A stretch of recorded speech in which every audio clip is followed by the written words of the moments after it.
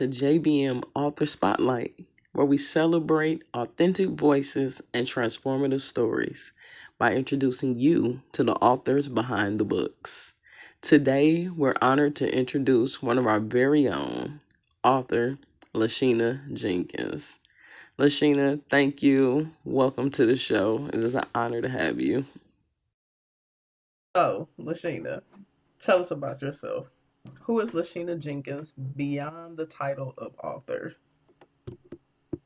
Wow. Beyond the title of author. First of all, thank you for having me. This is such a cool and surreal moment. So I appreciate the opportunity. Let's see. Who is LaSheena beyond the author? Um, I am a Chicago girl who has healed from many things. I am a woman who finds healing through the arts.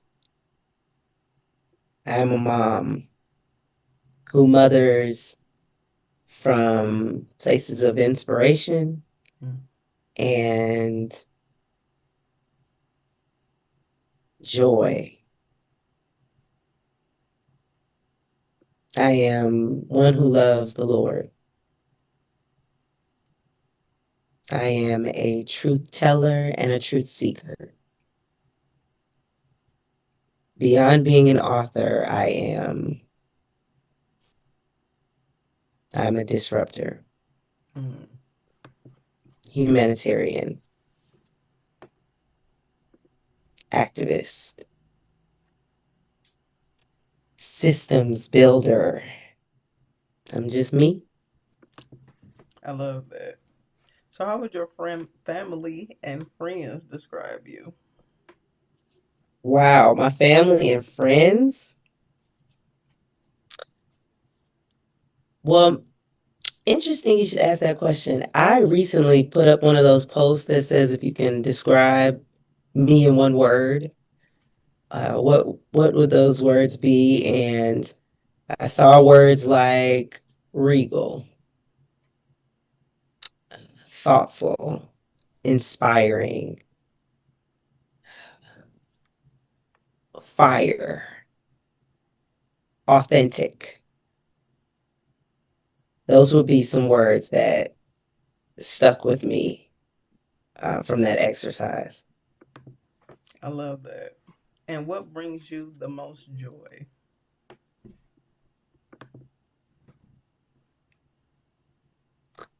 There are many things that bring me joy. Spending time with my friends gives me a lot of joy. Learning gives me joy.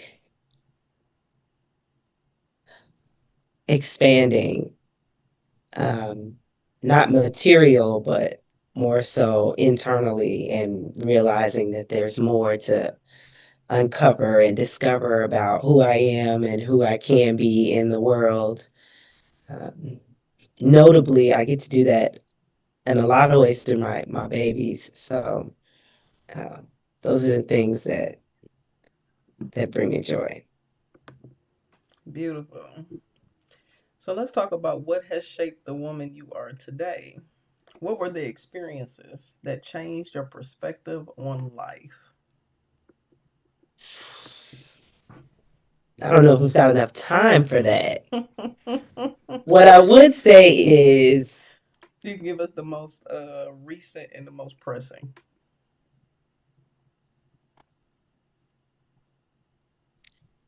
the most recent and the most pressing. The most recent would be publishing my first book, right? Most pressing would be the realization that there will continue to be, there has been many, there currently is many, and there will be many more things that will shape and form me. It's difficult to pinpoint one thing because what I would have said in my teen years, Mm. that was transformative and shaped me going into my 20s, I would say something different because those things in my teen years, while they might have transferred over into my 30s, there were more things that happened in my 20s that were just building blocks that would then take me into my 30s. So I'd have to say most recent is becoming an author. And then the most pressing has been accepting change and the way that change shapes and transforms me. Yes, I love that. So, what values guide your everyday decisions? Well, authenticity, values, authenticity for sure, peace,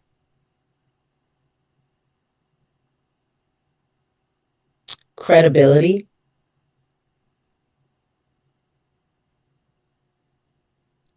and legacy. I was gonna say like family, but it's more when I think about family, I think about my children. So it will be legacy. And what am I leaving for them to either hold on to, profit from, be inspired by, or step into? Got you. So, what are you most passionate about outside of writing? Outside of writing, I am passionate, and keep in mind, I've been writing since I was a little girl. When I got my first journal, I started writing. My first diary, I started writing, and I've been writing ever since. So, what I'm most passionate about outside of writing is wellness, ensuring that I am being true to myself and doing as little harm as possible to myself, to my children, my legacy, to the earth, and to those who I get the privilege of being in community with. Doing as little harm as possible is something that drives me.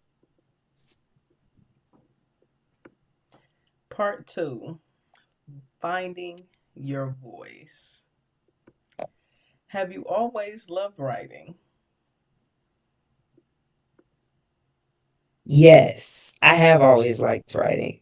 I've enjoyed writing mostly because growing up in environments that saw women and girls' voices as inconvenient, writing was the outlet and has always been the outlet for me to get it out. If I have a notebook in front of me, and maybe it's not that it was a particularly challenging environment, then it was definitely being in the classroom or being in church and having thoughts that were just going through my mind and looking for ways to make sure that I didn't forget it. I spend so much time in my head that I value the things that come out of it. So even when I'm in spaces where it's expected that I should be listening, then I'm at least making sure like, ooh, this was a good thought. I want to make sure that I'm able to come back to it. So yeah, finding those times to write so that I can stay in touch with myself have been transformative for me. I remember someone wrote, they said, if you want to learn more about the world, then read. Hmm. But if you want to learn more about yourself, then you write. And especially growing up in religious environments, making sure that I stayed in touch with my number one player, that's been crucial for me. I got to keep that quote and write that down. That's sexy. So, when did you first realize that you had a story worth telling? Girl, a story worth telling, it would be, I mean, I saw that at a very young age. I'd say as I got older and I wanted to tell the story more, and then more stories became more stories to tell. And as I desired to tell people, and I started seeing the reactions I would get from wanting to tell people or people hearing my story. Uh, and then in some cases, eventually people started to come and tell me their stories, and they sounded a lot like mine. I knew how important it was to tell the story because of how much people didn't want to hear the story. And yet the stories continued to come to me. So it was like these small steps and these small moments of, wow, this thing is, I can't let it go.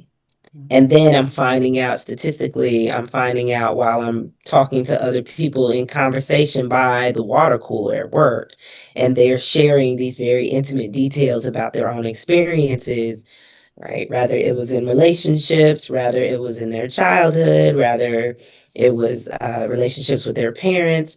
That's when I realized that my stories match their stories, and we're all secretly telling our stories. And then the people who didn't want to hear the stories seemed to cringe or get uncomfortable when we told the stories. I said, you know what? I think it's important for us to tell the stories. Ooh, I want to add this, that I remember growing up in church with my dad, obviously a very transformative time in my life, that my church would do a service called testimony service. And it was usually in the evening. It was on first Sundays after, it was during the communion service. And we would do devotional. They would have we would, be served communion, and then we would invite everyone to share their stories, right? Or it might have just been something simple like, tell us of when what the Lord is doing in your life right now. Tell us what we can be praying for you about. Give us a praise report. And during those times is when I began to value stories. I sat as a kid listening to stories that would level the playing field. We had where power on during Sunday morning, power structure, authority, titles would have separated us in other services. In this particular service, it was a level playing field. It was a level space where everyone was just human in need of this God's grace that we preached about. And that's where I began to see the value of telling stories. Beautiful. And that kind of already answered the next question about that defining moment when you knew, like, I have to write this, I have to get this out. So, did you ever have a time where fear or self doubt ever tried to stop you? And if so, what helped you keep going? Fear of self doubt. Well, it was the testimony service. It was being in church, and it was expected that you would come up and share your most intimate experiences and the things that were humiliating and things that were scary and things that were maybe not a good look for your family if they happen to be attending the same church. I got to see the wave of emotions that so many people had sharing their stories. I was especially shocked to see when people decided to share somebody else's story. And so, and I'm sure you know that we've talked, you've seen people, the mother in church who's telling the story of her niece or nephew, great grandson, granddaughter who is having a hard time with, substance use disorder or something else incredibly private that she would share with the congregation. And those moments were when I saw the same fear and shame and guilt that I'd experienced in my body. I'd see it, travel. It was trauma bonding. We would all just participate in this form of trauma bonding. And that was when I became so aware of, wow, this is scary. This is uncomfortable. But I would share about another group that formed in that church environment where one of my aunts created a group called the Sister Circle. And there are different forms of trauma and hard, struggling situations that we've experienced that, sometimes are gender centered. So being able to do that in the space where women were the focus, it took away some of that fear. And we were able to talk about things that others understood, and it removed the fear because it wasn't like you were getting ready to share something that someone else hadn't experienced before. So being in those spaces, especially the sister circle, having aunts who were, like big sisters and aunties and spiritual mothers come around me, allowing me to just exhale and release that which I was holding became such a gift. um, and in either affirming where I felt the fear, or offering that nurturing care um, where it was difficult to release fear and invite faith. So yeah. Part 3, the story behind the book. So, tell us about your book. So the way I would answer that question, what what is That's Bug's Daughter about?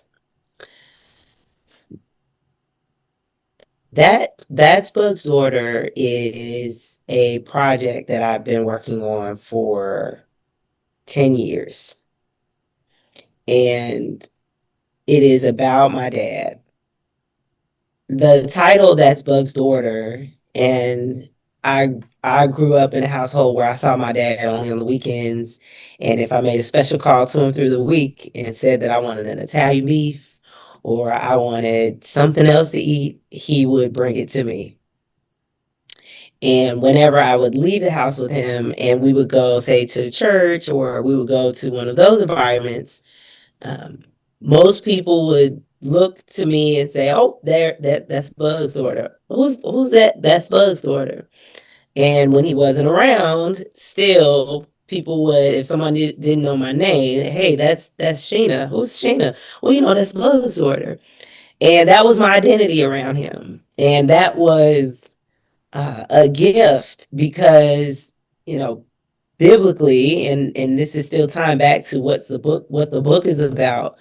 Biblically, I had been in such resistance towards what I'd learned about in church and thought about how God felt about women. The gift that I learned about covering was through my dad. And through him, I was discipled. I learned about Christ.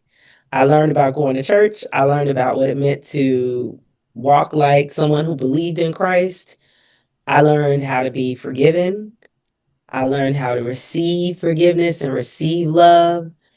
I learned how to, um, I learned how a man respects and treats a woman, a girl. My dad was very careful with me in every way possible.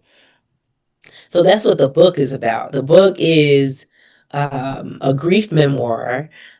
Once my dad passed away 10 years ago, I began a journal because I was already journaling up to this point. I knew I'm going to need a journal. And as a matter of fact, one of the church members gifted me a journal. And that began my journey of writing to my dad, writing about grief, intentionally putting it somewhere because I knew, I anticipated that the relationship that I had with my dad, I didn't have that anywhere else. So I knew you're going to have to find a place to put this because there's no one else that's going to be able to hold it. I had a lot of experiences where family members, cousins, I had people that envied the relationship I have with my dad. I have other siblings that have even, mentioned things like, you were closer to dad. And A lot of times I would have to push back and say, you do know that I might have been shotgun in Dad's car while we were chasing you around, right? We were looking for you all over the city, so or all over the state. So I was my dad's right hand, and that was going to church, or that was of him um, looking to be the same father that he was to me, to my brothers. So that's what this book is about. And um, losing him in this life was one of the hardest things I've ever done. And the things that compounded during that period, um, and even watching myself transform and be shaped by grief, and intentionally like praying not to be formed and shaped in a way that would harm my future, or harm what my dad would have described as my purpose, or harm what my dad would describe as God's plan for my life. I didn't want to ruin it. So this book captures those moments of clawing my way out of the valley, clawing my way out of fear, clawing my way out of anger and rage for losing someone who was so important to me. And coming out of that still capable of love and capable of showing up for my children and capable of choosing me and choosing to love me instead of destroying me, even when life wasn't going the way I wanted it to go. So that's what that book is about. It is a ushering through. It is a ushering through grief and loss, and back to joy again, and in reality back to adulthood, because you know when I got around my dad, I didn't have to be, you know, a big girl. I could be Bug's daughter. And I was loved and seen as valuable and worthy, it just in that place alone. So that's what That's Bug's Daughter is about. And so that message, what I hope people are able to walk away from when they do read the book, is that the feelings that you go through as you grieve, it's not new. You're not the only one that's experienced it. And you do have a choice about the way that you grieve. No matter what's going on in your environment, no matter who's there to hold you or not as you go through it, you do get to choose how you grieve and how you get through it, because you will get through it. You just have to choose, rather you get to choose how bumpy that road is. You get to choose whether you remember who wasn't there or whether you remember who was there. You get to choose what parts of those losses are you going to allow to take away the weeds that needed to go anyway. Because sometimes grief is a great way of, it's a great tornado to take away things that it was their time to die as well. Very well put. Very well put. And well, we'll plug later, but just know that that just scratches the surface. Facts. All right, part 4, becoming an author. What was it like seeing your finished book for the very first time? Um,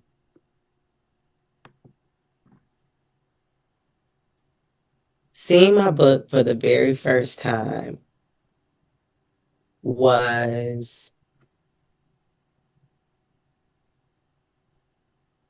I wanted, the word that's coming up for me is awestruck. I was in shock. I knew way back when that I wanted to publish a book. I just didn't know what it would be about.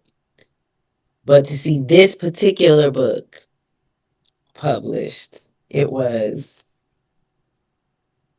it was interesting enough, it caused me to hold my breath. I was like, because it was like I brought him back to life. Okay. Um, and I wanted so badly for him to be here. To I want to hear his voice.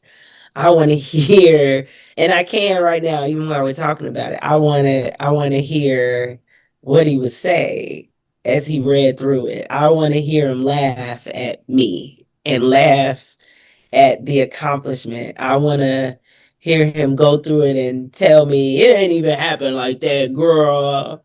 Um, I want to celebrate with him.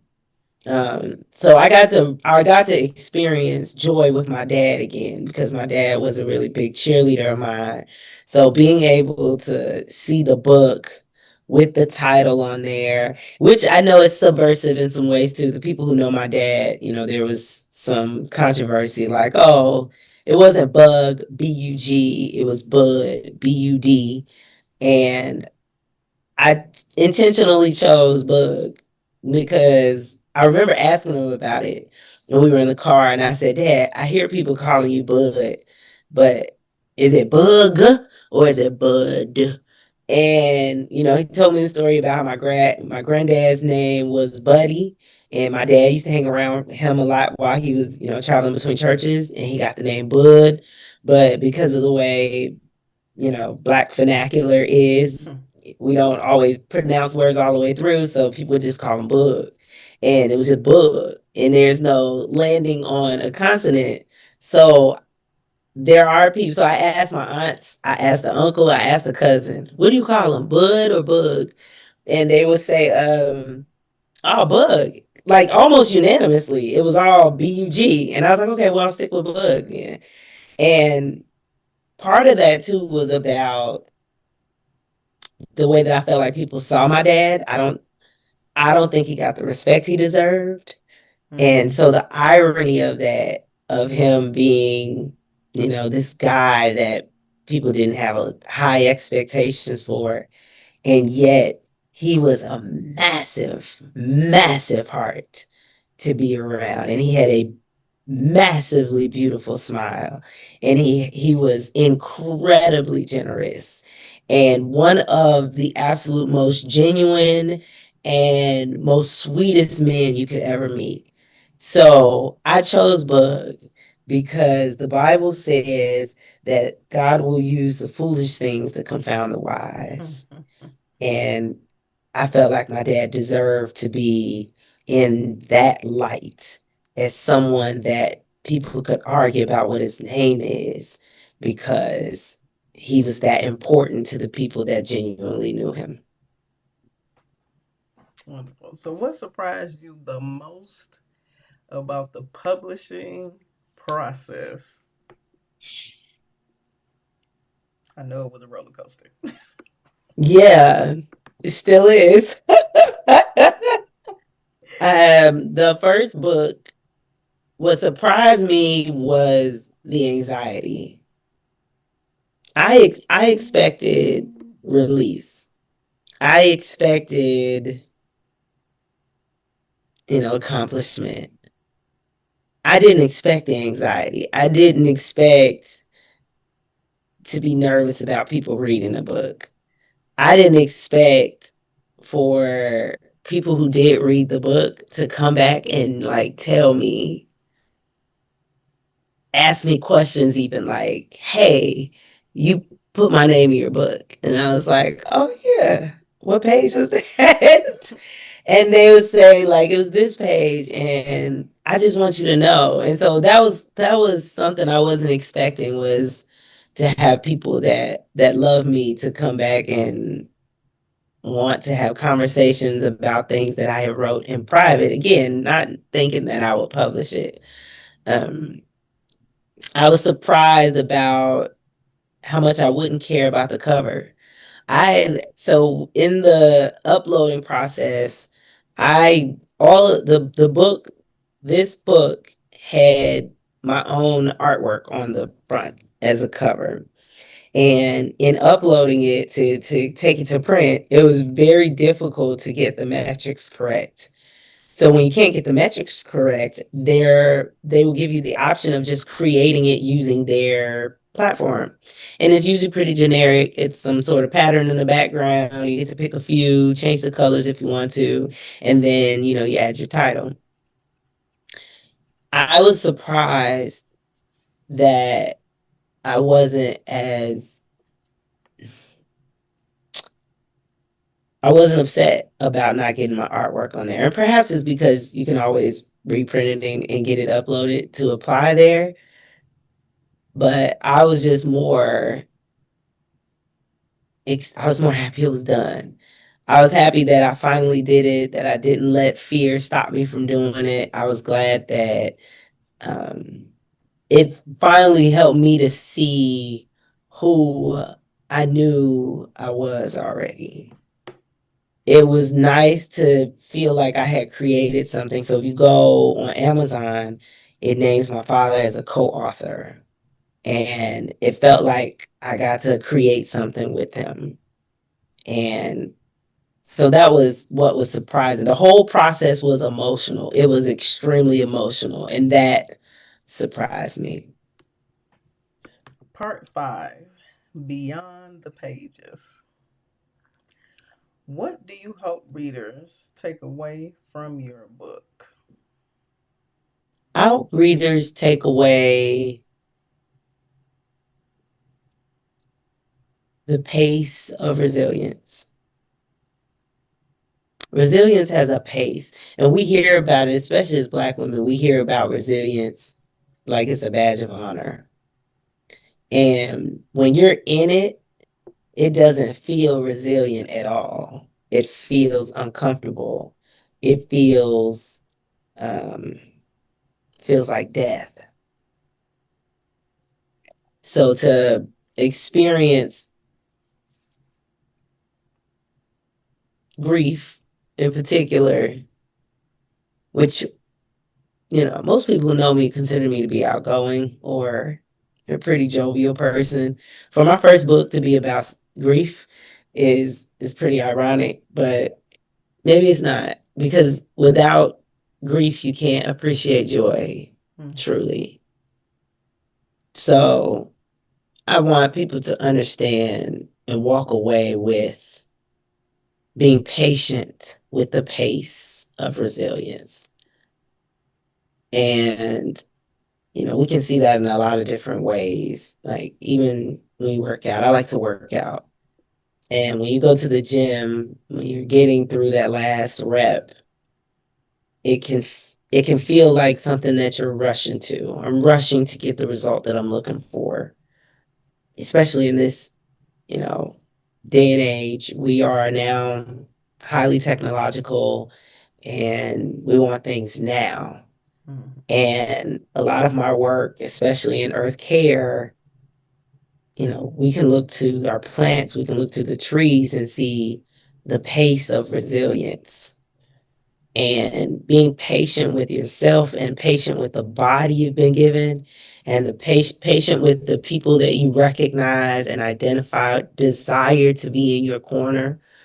Um, Being patient with that pace can be the work in and of itself. So that when you're finally at the finish line, while resilience can have kind of a sting to it, the pace is what makes you stronger because you didn't rush through it. And even when you try to rush through it, it's going to bring you back to reality and, get you to sit back down again and say, breathe, hold, and be present with you again.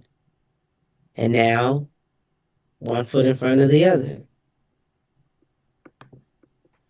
Spot on.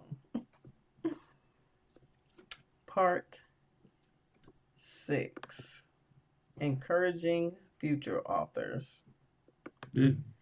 What advice would you give someone who has a story inside of them but hasn't started writing yet? Write it down. Grab a notebook Grab a blank sheet of paper, write it down. Write it down, knowing that you may or may not even publish it.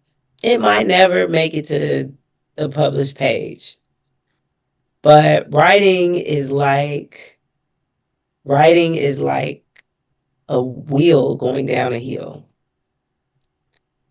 When you start, then it's easier to keep going. And then even if you stop, you can start again and still be considered a writer. And maybe you're not trying to write for other people. You're just writing for yourself. Then just write, even for yourself. It's an outlet. It doesn't have to be something that you know is going to be published. It can just be something that you're doing for yourself. It is it's better than staring at, it's better than doom scrolling. It's better than venting to the wrong person. It's better than looking up 10 years later and remembering that you went through a thing, but not remembering who you were while you were going through it. Mm. Right. So that you can watch your own transformation, so that you can extend grace to the versions of yourself that survived, so that you can show up as who you are today. Amen. Part 7, looking ahead. So, I'm going to pick one good question from this section because our time is slowly coming to an end. What does JBM Publishing Company's tagline, authentic voices, transformative stories, mean to you personally? What I love about that tagline, authentic voices and transformative stories, is that it is my goal to bring that to every project that I produce. It's one of the reasons why I partnered with this publishing company, because authenticity is a value of mine. I also value transforming. I enjoy the idea of being the butterfly in the caterpillar, or the caterpillar that turns into a butterfly. Uh, and the pace of resilience, right? The transformative stories. It took time. It took a story. It took a beginning, a middle, and end. It took a climax. It took boring middles in order to get to a transformation. And then it requires an authentic voice. It requires authenticity, and it requires you to use your voice in order for you to allow that journey, those stories, that transformation to be the seed that allows somebody else to go through their own transformative story and hopefully finds their voice to share it with someone. Okay. Now we're about to speed it up a little bit. Part 8, rapid fire. Okay. So I'm going to give you a either or scenario and maybe some little bitty questions in between here. You are to keep your answers short and fun. All right? Okay. All right, here we go. Coffee or tea? Tea. Morning or night? Morning. Ah, night. Why did I say morning? Night, night, night, night, night. Paperback or ebook? Paperback. Favorite author? Katie Geneva Cannon. Favorite book? Patch of Blue. Favorite place to write? On the beach. Pen or keyboard? Pen. One word that describes your book. Which one? Let's do the bug sorter. That's bug sorter. Done. Finished. One word that Completed. describes yourself. Becoming. What's your favorite quote? Do the work your soul must have. Mm. Introvert or extrovert? Ambivert. Hey, come on. What's one thing readers will be surprised to learn about you? That I have a hidden disability. Mm. If your life, this is hilarious. If your life were a book, what would the title be called? Supernova. Mm. What's one word you hope readers remember after meeting you? After reading the book, No, after meeting you. one word you hope readers after meeting me: inspiring. Okay, and we're getting ready to close out our interview. It was absolutely marvelous to sit down with the LaSheena Jenkins. I'm gonna be honest with you, I get this privilege on a regular basis, so I'm just happy to be able to share it with the public. So, part 9, closing. Where can readers connect with you? Sure. You can find me on all socials at LaSheena T Jenkins. You can access my website, LaSheenaTJenkins.com. It is currently being updated, so keep on the lookout for that. You can also find me on Instagram as powerful_wisdom. You can also find out what I'm doing with my not for profit, She Creates, SHEE Creates. And we're also on all social media platforms there as well. Beautiful, beautiful. And as you guys know, you can also purchase her book at jbmpublishingcompany.com. You can also get it on Amazon. You can get nice little teasers if you go over to JBM. You can see the upcoming books that's in progress and in process. Do you have any special upcoming events that we need to be on the lookout for as of right now? You can go to my website. You can go on my any of our socials, follow us, and we also like to keep our life artists updated in that way. Thank you. That is so good. So before we leave, I like to do a shameless plug for Miss LaSheena. And as a publisher, I've had the privilege of reading a lot of stories. Every now and then, it's one that stays with me long after you turn the final page. And Bug's Daughter is definitely one of these books. Her journal entries about grief invites us into like a quiet space that so many people carry, but we really rarely talk about, right? It's honest, it's heartfelt, and it just ultimately reminds us that even after loss, joy can find its way back to us. So this is one I highly recommend.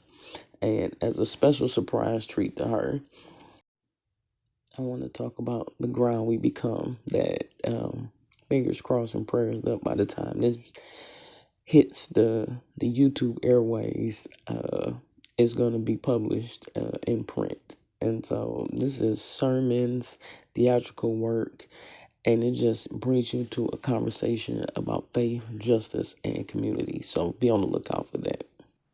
Okay, and we're excited for the things that are coming up for Miss LaSheena Jenkins. But before we let her go, we have one final question. If someone discovers this interview years from now, what do you hope they remember the most about LaSheena Jenkins? Not just as an author, but as a person. That's a big one. I hope they will remember that I'm still as